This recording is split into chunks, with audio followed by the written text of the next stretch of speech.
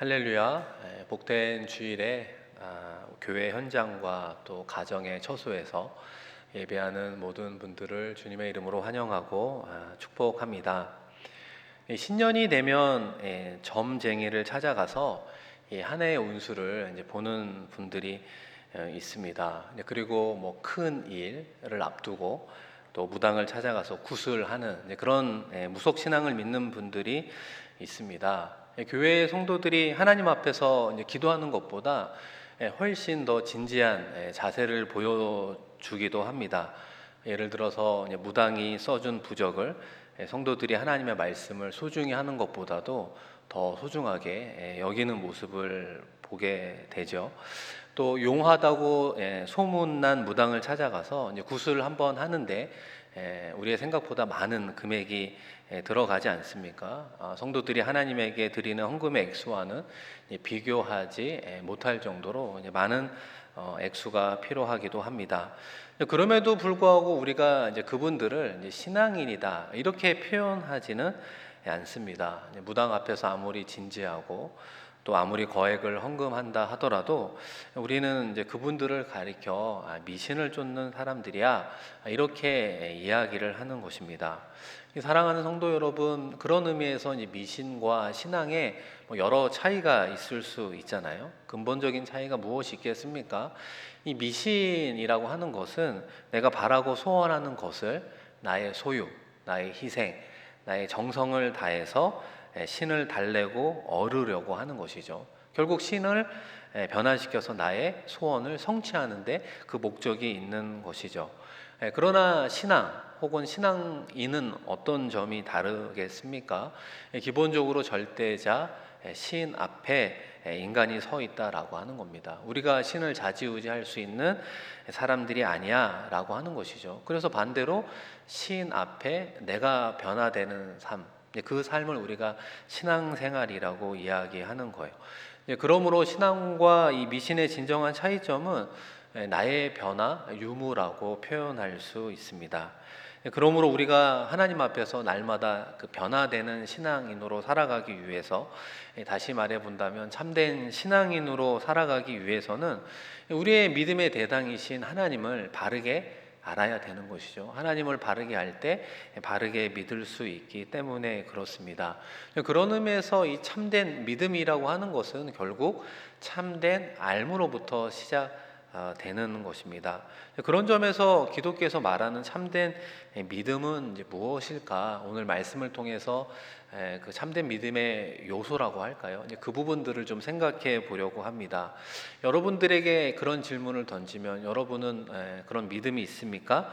이렇게 물어보면 대부분 뭐라고 대답을 하냐면 저는 믿음이 있죠. 하나님을 믿습니다. 이렇게 표현을 하는 겁니다. 그러니까 우리의 믿음의 출발이 하나님의 어떤 존재라고 하는 것을 인정하는 것으로부터 하나님의 실존에 무게를 두는 모습을 보게 되는 것입니다. 그것이 틀린 답은 아니지만 또 이렇게 생각해 볼 수 있지 않겠습니까? 예를 들어서 유신론자와 무신론자를 구분할 때는 그게 유효한 정의가 될 수 있지만 신을 믿는다고 다 기독교인이 되는 것은 아니라고 하는 거예요. 그렇잖아요. 이슬람을 믿는 사람도 있고 힌두교를 믿는 사람도 있고 뭐 불교를 믿는 사람들도 어떻게 보면은 유신론자라고 이야기할 수 있지 않겠습니까? 그들도 그들이 인정한 신을 믿고 있기 때문에 그렇습니다. 그렇기 때문에 단순히 우리가 믿음이라고 했을 때 하나님의 실존에 우리의 믿음을 둔다라고 하는 것은 어떻게 보면 성경적 답은 아니다라고 이야기할 수 있어요. 그러면 성경에서 말하는 이 참된 믿음은 무엇인가? 그것은 성경에 기록된 바 여호와로 자신을 계시하신 이 하나님의 약속을 믿는 것입니다. 여러분 한번 따라해 보실래요? 하나님의 약속을 믿는 것입니다. 아멘. 하나님을 믿는 거와 하나님의 약속을 믿는 것이 그렇게 달라 보이지 않지만 큰 차이점을 우리에게 두고 있습니다. 하나님의 약속을 믿는 것이요, 여러분 기독교가 말하는 믿음의 본질이라고 하는 것입니다. 그렇다면 그 다음 질문이 이렇게 나오겠죠. 그럼 목사님, 우리가 하나님의 어떤 약속을 믿어야 됩니까? 라고 물어볼 수 있습니다. 우리가 이제 믿음에 대한 이해를 돕기 위해서 늘 등장하는 인물이 있지 않습니까? 믿음의 조상 아브라함을 통해서 아브라함이 하나님의 어떤 약속을 믿었는가, 우리가 그 부분을 한번 생각해 보도록 하겠습니다. 여러분, 아브라함이 하나님의 어떤 약속을 믿었습니까? 아브라함 자신으로부터 아들을 주신다라고 하는 약속, 여러분 다 아시죠? 그리고 그 아들을 통해서 그 후손들이, 그 후사들이 하늘의 별과 같이 바다의 모래알 같이 많아진다, 그런 약속들. 그리고 동서남북 땅을 보아라, 네가 밟는 땅을 너와 내 후손들에게 주리라, 이런 하나님의 약속을 아브라함이 믿었던 것입니다. 그런 의미에서 하나님의 약속에 대한 아브라함의 믿음은 어떠했습니까? 처음부터 끝까지 경고했습니까? 우리가 아브라함의 이야기를 잘 알고 있잖아요. 아브라함이 그렇지 않았던 연약한 모습들이 있지 않습니까? 대표적으로 아브라함과 사라가 아무리 기다려도 아들을 주지 않으니까 그 첩 하가를 통해서 결국 이스마엘이라고 하는 서자를 낳는 인간적인 행위로 하나님의 약속을 성취해 보려고 했으나 결과적으로 실패하게 되었습니다. 그리고 시간이 지나서 아브람과 사라가 나이가 들었어요. 사라는 여성의 생리가 끊어졌습니다. 그럼에도 불구하고 그들을 통해 하나님의 아들을 주신다고 다시 한번 약속을 해주시니까 아브람과 사라 부부는 그 약속을 의심하기도 하고 또 비웃는 그런 연약한 모습을 보이지 않았습니까? 그러므로 아브라함이 하나님의 약속을 처음부터 끝까지 잘 믿었다, 이렇게 이야기하기 어렵다는 것입니다. 그런데 어떻게 아브라함이 믿음의 조상, 믿음의 아비가 될 수 있었을까? 오늘 히브리서 11장 본문 말씀은 그 부분을 우리에게 해석해 주고 있는데요. 함께 읽은 17절 말씀 우리 한 목소리로 같이 읽겠습니다. 아브라함은 시험을 받을 때 믿음으로 이삭을 드렸으니 그는 약속들을 받은 자로되 그 외아들을 드렸느니라. 아멘. 오늘 17절 말씀 중반에 보시면 아브라함은 약속들을 받은 자, 이런 표현을 하고 있습니다. 하나님께서 약속하신 거죠. 네 몸에서 아들을 허락해 주시겠다라고 하는 거예요. 그래서 생각해 보면 아브라함이 그런 하나님의 약속의 성취를 경험하기 전까지는 그의 믿음이 사실은 보잘것 없었다고 평가할 수 있습니다. 그러나 하나님의 약속대로 정말 100세에 아들을 낳았을 때 불가능을 가능케 하시는 하나님의 성취의 역사를 체험하고 났을 때 비로소 아브람과 사라가 믿음이 그 안에 들어갔음을 보게 되는 것입니다. 진정으로 믿음을 소유한 사람이 되었고 그 시작으로부터 외아들 이삭을 하나님께 번제로 드리는 믿음의 실천까지 나아갈 수 있었습니다. 우리가 다 아는 것처럼 아브라함이 100세에 얻은 아들 이삭을 얼마나 사랑했겠습니까? 더 이상 설명이 필요하지 않죠. 그리고 자신의 생명보다도 더 사랑하는 그 아들 이삭이지 않습니까? 그런데 하나님께서 그 아들 이삭을 제물로 하나님께 바쳐라, 이렇게 이야기했을 때 아브라함이 이 부분을 믿음으로 어떻게 실천하게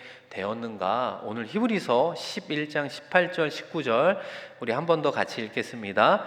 그에게 이미 말씀하시기를 내 자손이라 칭할 자는 이삭으로 말미암으리라 하셨으니 그가 하나님이 능히 이삭을 죽은 자 가운데에서 다시 살리실 줄로 생각한지라 비유컨대 그를 죽은 자 가운데서 도로 받은 것이니라. 아멘. 아브라함의 입장에서 하나님의 이런 요구를 어떻게 생각을 했을까? 분명히 자신의 몸에서 태어난 아들 이삭을 통해 하늘의 별과 같이 많은 자손을 주시겠다고 약속을 하셨단 말이죠. 그러면 이삭이 죽으면 돼요, 안 돼요? 이삭은 절대 죽어서는 안 되는 것입니다. 그런데 왜 하나님께서는 그 아들 이삭을 번제로 바치라고 했을까? 아브라함이 내적인 갈등 가운데 고민하지 않았겠습니까? 그런데 어떻게 아브라함이 이런 딜레마를 풀어갈 수 있었을까요? 아브라함이 어떤 생각을 하게 됐는가? 자기가 아들 이삭을 번제로 드리면 하나님께서는 아들 이삭을 통해 많은 자손을 주시겠다고 하신 약속을 성취하시기 위해서는 죽은 아들 이삭을 하나님께서 다시 살리실 거다라고 하는 믿음으로 아들을 드리게 되었다라고 하는 것입니다. 물론 아브라함이 칼을 들어서 이 아들 이삭을 죽이는 그 순간까지 그의 마음속에는 이런 갈등이 있었을 것입니다. 아브라함의 이성은 하나님이 미쳤다고 주장하는 거죠. 아브라함아, 넌 더 이상 광신자가 되면 안 돼. 이렇게 강하게 만류하는 마음의 소리가 있었을 것입니다. 동시에 그러나 아브라함의 믿음을 다시 한번 상기시키는 내면의 소리가 들리는 거죠. 정말 100세에 어떻게 아들을 낳을 수 있겠습니까? 사라가 생리가 끊겼는데 어떻게 아들을 낳을 수 있었겠습니까? 이 불가능을 가능케 한 그 증거물이 아들 이삭이지 않느냐. 너는 하나님을 믿기만 해라. 그러면 하나님이 반드시 그 약속을 이루어 가실 거다라고 하는 것입니다. 그래서 아들이 죽을지라도 하나님께서 그 아들을 부활시켜서 그 약속을 이루어 가실 거야 라고 하는 최종적인 결정을 아브라함이 그 믿음을 가지고 선택하게 되었던 것입니다.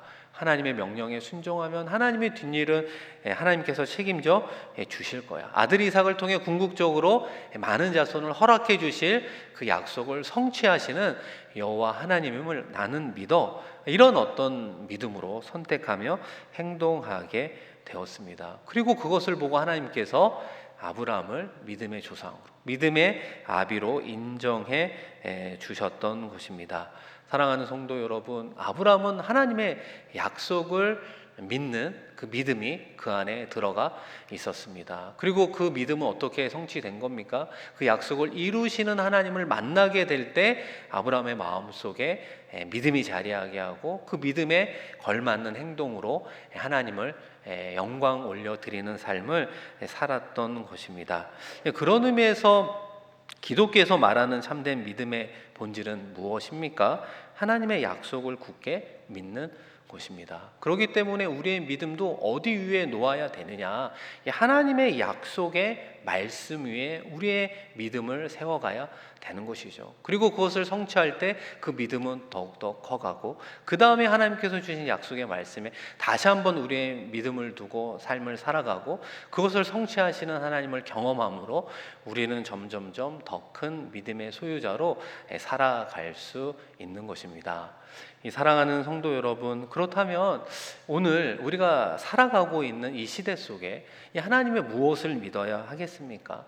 다시 말하면 하나님의 어떤 약속을 우리도 붙잡고 살아가야 되겠습니까? 공통적으로 우리가 붙잡아야 될 하나님의 약속은 예수 그리스도이신 줄로 믿습니다. 하나님께서 그분을 우리에게 보내주셨어요. 구원자로 보내주셔서 구원의 길을 열어주신 예수 그리스도, 그분이 우리의 구원자라고 하는 사실을 믿는 믿음으로 살아가야 되는 줄로 믿습니다.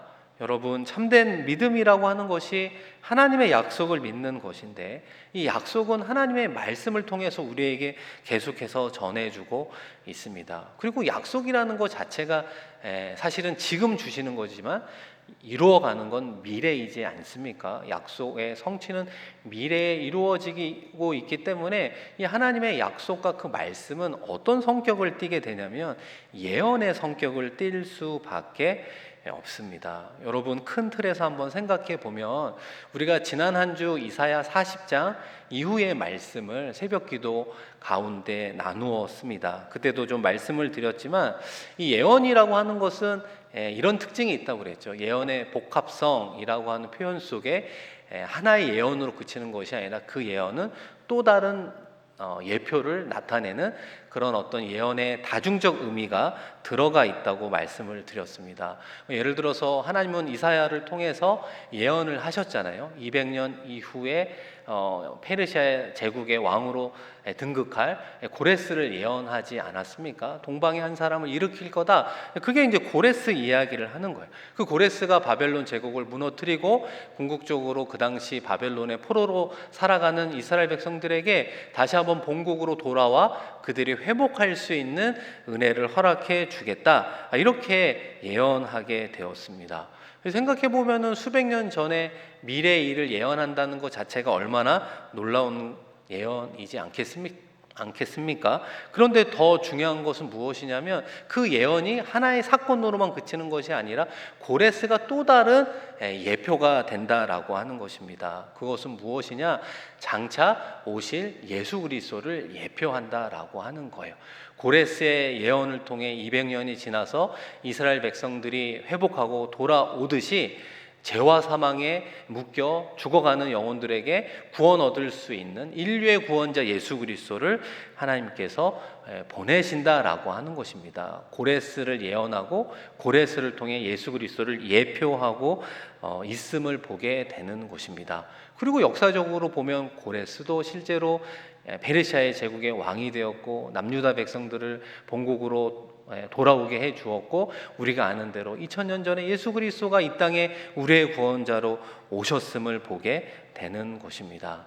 이 사랑하는 성도 여러분, 오늘 본문의 흐름도 동일하다고 이야기할 수 있어요. 이삭이 하나님의 약속의 성취로 태어났고 그 하나님의 뜻을 이루는 도구가 되었습니다. 그런데 아들 이삭은 그 하나님의 성취로 끝나는 것이 아니라 그 아들 이삭이 누구를 또 예표하고 있습니까?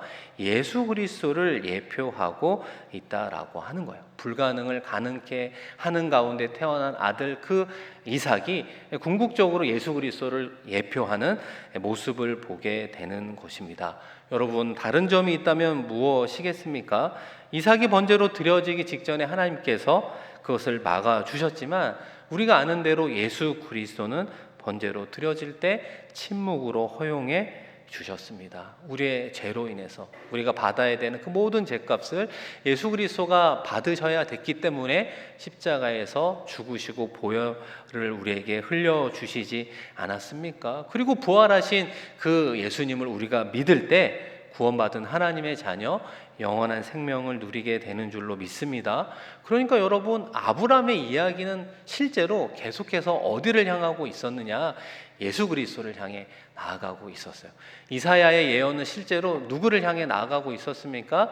예수 그리스도를 향해 초점을 맞추어서 예언하고 있었음을 보게 되는 것입니다. 그래서 예수 그리스도가 이 땅에 오셨고 하나님의 뜻을 이룸으로 하나님의 예언을 성취하는 모습을 보게 되는 것이죠. 그런 의미에서 우리가 공통적으로 가져야 되는 믿음이 무엇이냐?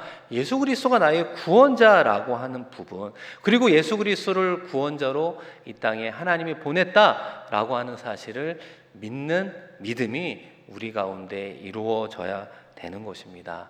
여러분, 요한복음 17장 3절 말씀인데요, 우리 한번 같이 읽어보겠습니다. 영생은 곧 유일하신 참 하나님과 그가 보내신 자 예수 그리스도를 아는 것이니라. 아멘. 여러분, 성경에서 말하는 참된 믿음이 표현하는 바는 저는 이 요한복음 17장 3절이라고 생각합니다. 이 영생이라고 하는 게 구원받은 하나님의 자녀가 받는 선물이지 않겠습니까? 그런데 그 귀하고 놀라운 그 축복은 두 가지를 이야기하고 있어요. 유일하신 참 하나님과 그가 보내신 자 예수 그리스도를 아는 것이다. 아는 것이 영생을 누리는 것이다. 아는 것은 곧 믿는 것이거든요. 그것을 믿을 때 영생을 누리게 된다고 말씀합니다. 그래서 우리 가운데 반드시 우리 모두가 마음속에 붙잡아야 될 믿음이라고 하는 것은 유일하신 참 하나님과 그 하나님이 우리에게 구원자 예수 그리스도를 보내주셨다라고 하는 그 사실을 믿음으로 고백하는 성도가 진정한 그리스도인이 되는 줄로 믿습니다. 그것이 바로 우리의 믿음의 출발이 되어야 되는 것입니다. 이 사랑하는 성도 여러분, 그렇다면 우리가 어떤 생각을 하게 되느냐? 이 아브라함을 통해서 믿음의 조상을 만들어가는 그 여정이라고 하는 것을 사실은 자세하게 창세기 말씀에 보면 기록되어 있지 않습니까? 약속을 주시고 그 약속을 성취하는 하나님을 체험함으로 아브라함의 믿음을 키워가시는 하나님의 방식은 아브라함으로만 그치는 것이 아니다라고 하는 것이죠. 우리 한 사람 한 사람에게도 동일한 방식으로 우리의 믿음의 분량을 키워 가시지 않겠습니까? 그런 의미에서 우리는 어떤 믿음의 소유자일까요? 어느 정도의 믿음의 분량을 가진 사람들이겠습니까? 오늘 읽은 본문 말씀을 통해서 하나님께서 우리들의 믿음을 어떻게 키워가고 있는가, 그 믿음의 속성, 믿음의 특징을 마지막으로 한번 생각해 보겠습니다. 오늘 우리가 함께 읽은 히브리서 11장 17절 말씀인데요. 우리 한 번 더 하나님의 말씀 같이 읽어보겠습니다. 아브라함은 시험을 받을 때에 믿음으로 이삭을 드렸으니 그는 약속을 받은 자로 돼 그 외아들을 드렸느니라. 이 17절 말씀을 이제 좀 다른 각도에서 읽어보면 이 하나님의 입장이죠. 하나님의 입장에서 읽어보면 어떤 단어가 눈에 들어옵니까? 저는 이 시험이라고 하는 것입니다. 하나님께서는 우리에게 아브라함에게 믿음의 시험을 허락하셨구나. 그 말은 곧 하나님이 우리에게도 무엇을 허락하신다? 믿음의 시험을 허락하시는구나. 그것을 통해서 우리의 믿음이 커져가기를 원하시는구나 생각하게 됩니다. 그래서 이 시험이라고 하는 것은 페이라조라고 하는 말에서 오게 되었는데요. 그 뜻이 크게 세 가지가 있습니다. 하나는 시도하다, 우리가 try라는 말을 쓰고, 두 번째는 시험하다, 여기서 말하는 테스트의 의미가 있고요. 세 번째가 이제 유혹하다, 이 tempt라고 하는 temptation, 이 유혹이라고 하는 요 세 가지 의미로 사용되는데, 오늘 읽은 말씀은 이 두 번째 시험하다라고 하는 부분을 보게 되는 거예요. 하나님께서 아브라함의 믿음을 테스트하는구나.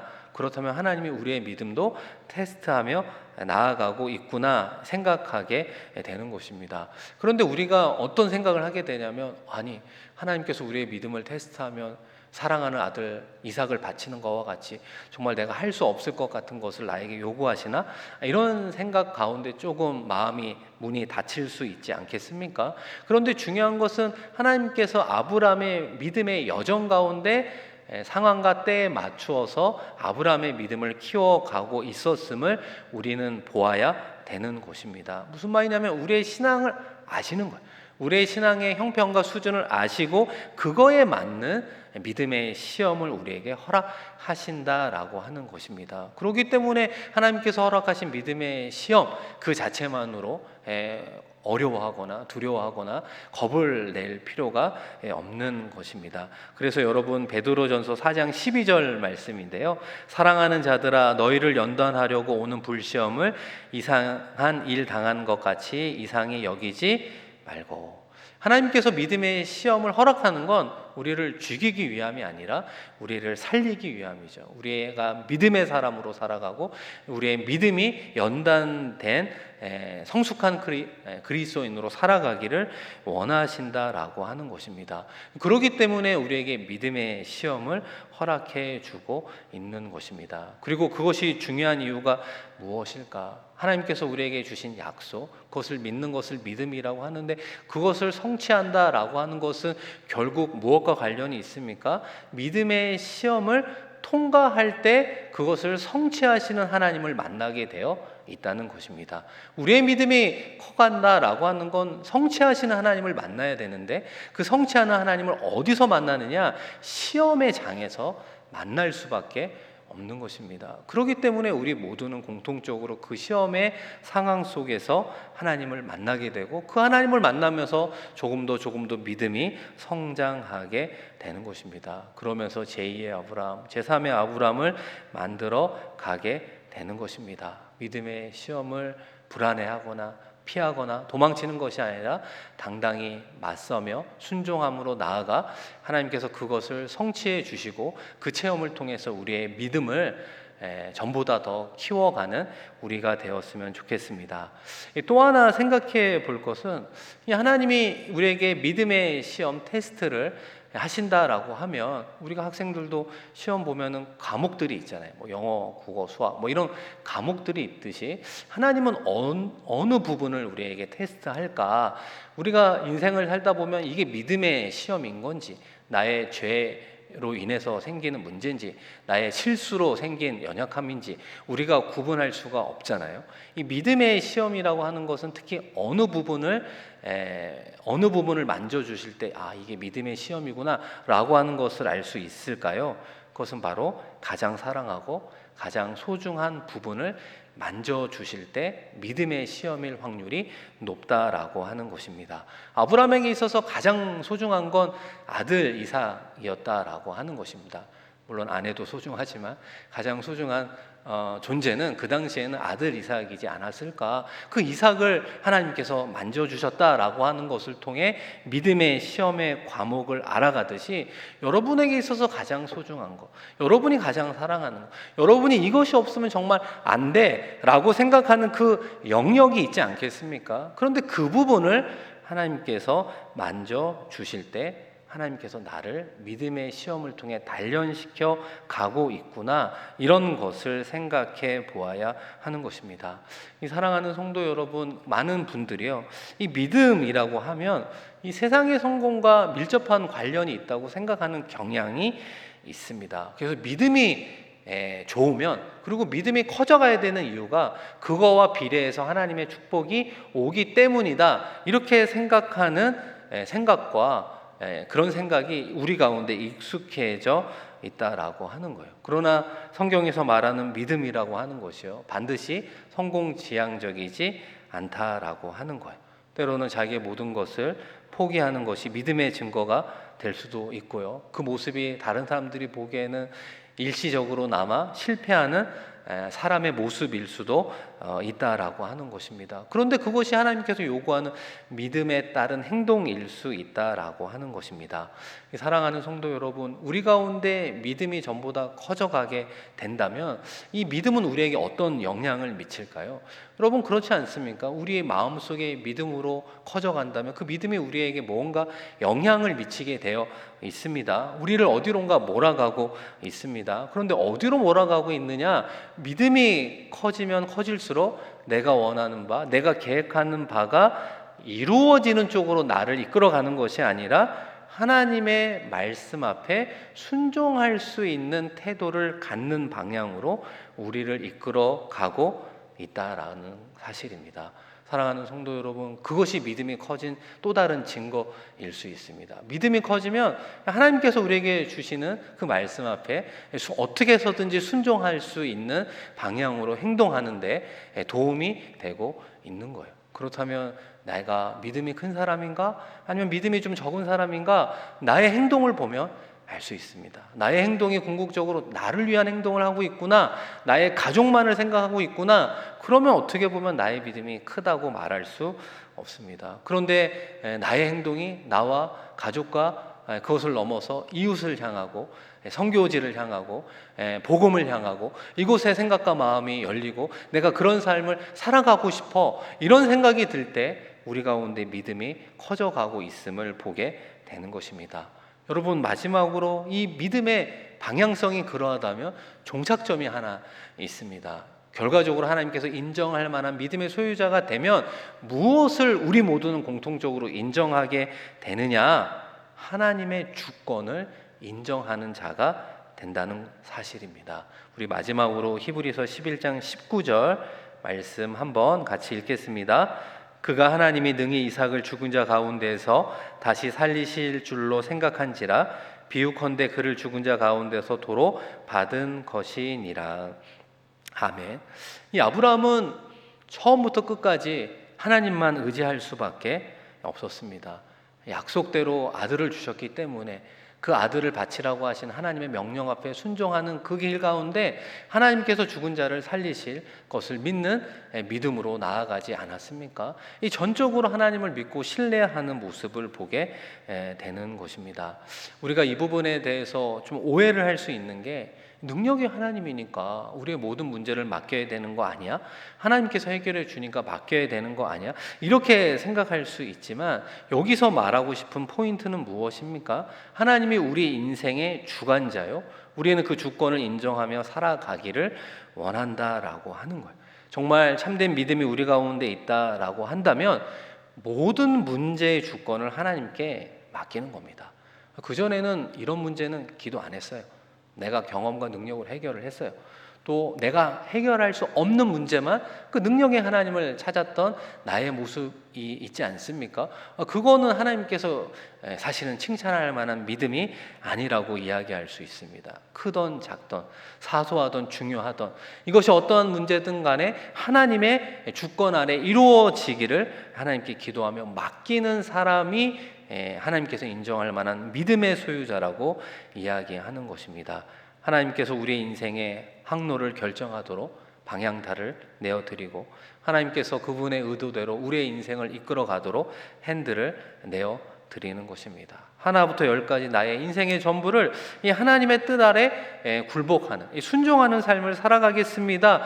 고백하는 것이 믿음의 소유자의 고백과 행동의 모습이라고 하는 것입니다. 우리의 믿음이 그렇게 전폭적일 때 우리의 문제는 우리가 바라고 원하는 대로 그런 뜻 아래 해결되는 것이 아니라 하나님의 뜻 아래에서 해결되기를 원합니다. 기도하고 최선을 다하게 되는 것입니다. 예수 그리스도가 십자가를 지기 전에 겟세마네 동산에서 마지막으로 기도했잖아요. 이 잔을 내게서 지나가게 하옵소서. 그러나 내 원대로 마시고 아버지의 뜻대로 되기를 원하나이다.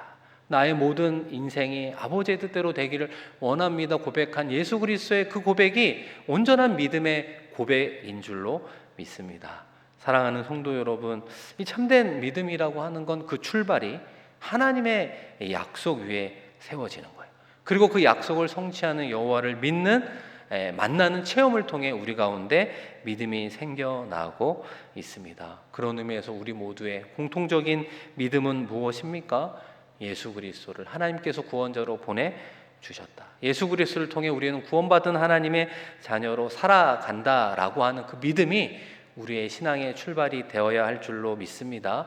바라기는 우리가 남은 인생 어디를 바라보며 살아가야 되겠습니까? 마지막 하나님의 약속 하나가 남아 있잖아요. 성취되지 않는 하나님의 약속 하나가 무엇입니까?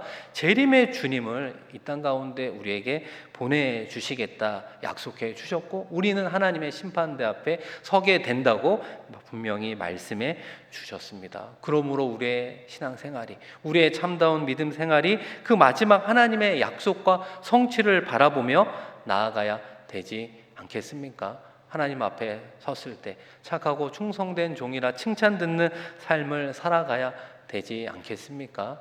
오늘도 이번 한 주도 여러분의 많은 계획과 그 계획을 이루기 위해서 많은 노력들이 이루어질 것입니다. 그런데 그 모든 일의 시작 앞에 나에게 주어진 오늘의 약속의 말씀 위에 나의 믿음과 나의 선택과 나의 행동들이 나와 궁극적으로 하나님을 기쁘시게 하는데 쓰임받는 저와 여러분 되기를 주의 이름으로 간절히 축원드립니다.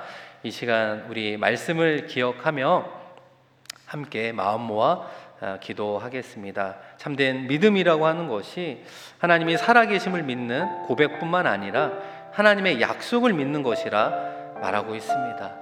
하나님께서 우리에게 주신 약속이 무엇입니까? 예수 그리스도가 구원자요 하나님의 구원의 통로라고 말씀해 주셨습니다. 내가 온전히 예수 그리스도를 믿고 있다면 우리의 믿음의 출발이 너무나 좋은 것입니다.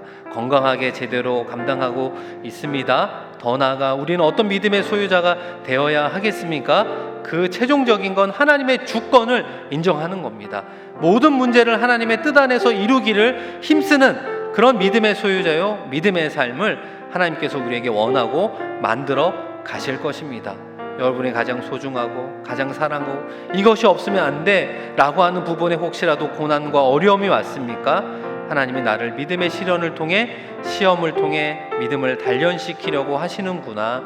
다시 한번 믿음으로 받아들이며 하나님께서 인정할 만한 믿음의 소유자로 거듭나고 그 삶을 살아갈 수 있도록 기도하면 좋겠습니다.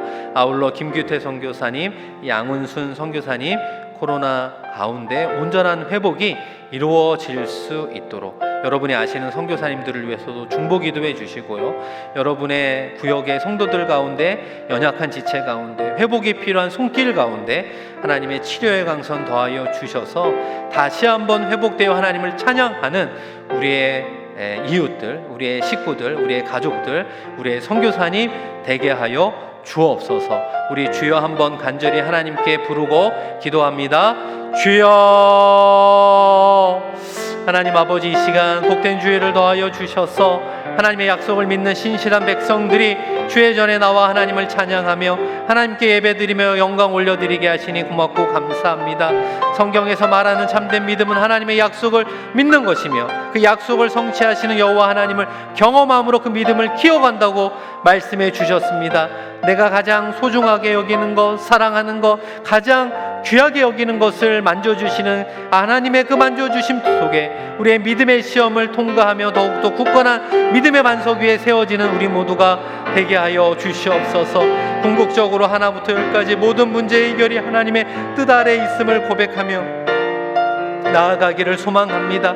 아버지 하나님, 믿음이 있다는 것이 성숙한 그리스도인이 된다는 것이 궁극적으로 내 뜻을 이루어가는 것이 아니라 하나님의 뜻을 이루어가며 나의 모든 문제가 하나님의 뜻 안에서 이루어지는 아버지 하나님 인생임을 고백하며 주권자 하나님을 인정하며 살아가게 하여 주시옵소서. 김규태 선교사님, 양훈수 선교사님, 코로나로부터 온전한 회복이 있게 하여 주셔서 맡겨주신 귀한 선교의 사명 감당하고도 남을 만한 놀라운 역사가 있게 하여 주시고 성취하시는 여호와 지금도 일하시는 하나님과 함께 선교지에서 승리하며 살아가게 하여 주옵소서. 건강의 문제로 회복하며 도움의 손길을 구하는 우리 싱가포르 하나님교회 지체들이 있습니다. 한 분 한 분 그분의 눈물 어린 기도를 주님께서 들으시고 하나님 응답하여 주셔서 살아계신 하나님의 역사를 기도하는 가운데 경험하게 하시고 약속 붙잡고 나아가는 가운데 경험하게 하여 주시고 그 경험을 통해 체험을 통해 하나님을 영광 올려드리며 찬양하며 나아갈 수 있도록 주님 도와주셔서 싱가포르 하나님께 속한 모든 분들이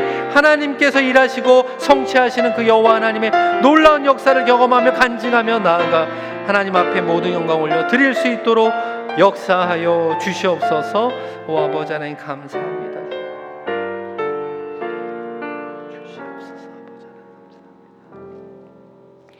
하나님 아버지, 참된 믿음이란 하나님의 약속을 믿는 것입니다. 하나님께서 예수 그리스도를 우리 가운데 보내주시고 그 구원자 예수 그리스도를 통해 하나님의 자녀가 되는 구원의 길을 열어주셨음을 믿는 믿음으로 우리의 신앙생활이 시작되게 하여 주시옵소서.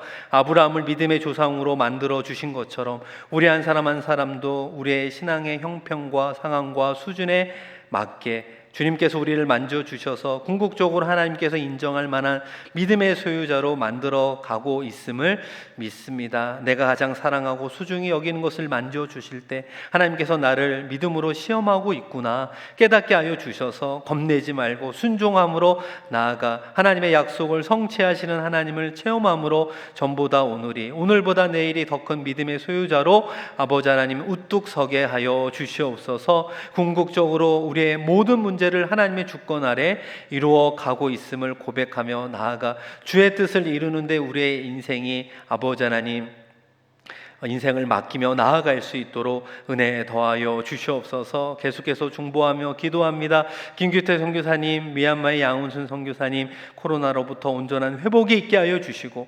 맡겨주신 귀한 선교의 사명 감당하고 남을 만한 건강과 믿음과 능력 더하여 주셔서 이 일을 통해 더욱더 하나님을 신뢰하며 맡겨주신 귀한 사명 사랑함으로 아버지 하나님의 복음을 증거하며 나아가는데 역사하여 주시옵소서. 아버지 하나님 싱가포르 한인교회 성도 가운데 연약한 우리 지체들이 있습니다. 하나님의 치료의 강선 더하여 주셔서 그 어려운 가운데 회복의 은혜와 축복 누리게 하여 주셔서 궁극적으로 생명의 주관자 되신 하나님만을 의지하며 살아갈 수 있는 모든 지체들 삼아 주시옵소서. 감사드리며 귀하신 예수 그리스도의 이름으로 축복하며 기도드립니다. 아멘.